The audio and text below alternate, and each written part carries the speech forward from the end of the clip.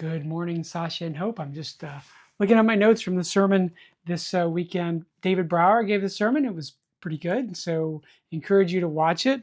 I wanted to talk about one thing that he did say, and he talked about the the man at the pool in it's in John chapter 5, 1 through 18.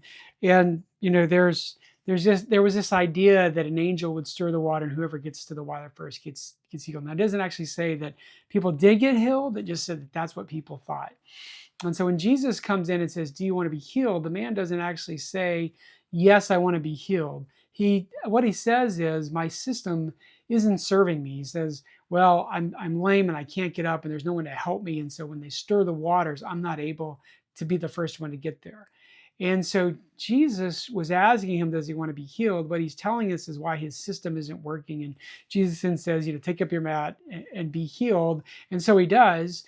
But the idea that David presented here was that Jesus, when he's in our lives, he's not interested in optimizing our broken systems. And so this was how this man was thinking that he was going to get healed or whatever. He had this system in place and he thought this was how God would show up. And so often we develop our own systems that, if God shows up, then this is what it's going to look like and this is what it's going to mean, et cetera, et cetera.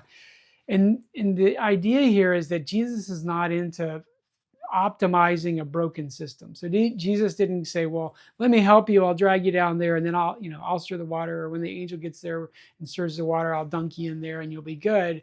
He says there's another way, and you're totally missing it because you're stuck in looking for God to show up to solve your problem in a particular way. And so I was just struck by that, thinking that, a question I don't have an answer for is, what are systems that I'm have or the things that I'm looking to that perhaps I'm hoping that God will show up and bless them.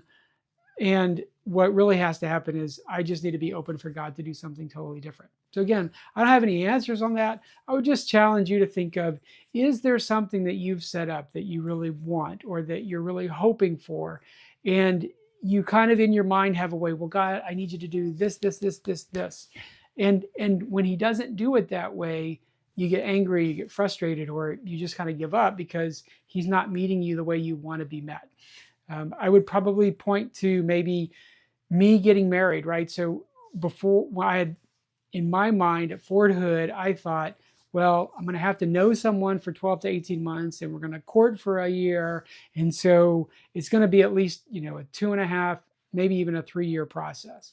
And I got to a point at Fort Hood where I knew I only had a year left, or I thought I only had a year left. And because of that, then I thought, well, it's just not going to happen because I don't know, because I haven't met anyone, et cetera, et cetera. And what actually happened was God opened my eyes to Mom, who was actually, I already knew her. I'd already developed a friendship with her. And so God moved in much faster, much swifter way, which for someone who's high and deliberative, you probably know I don't move super fast oftentimes.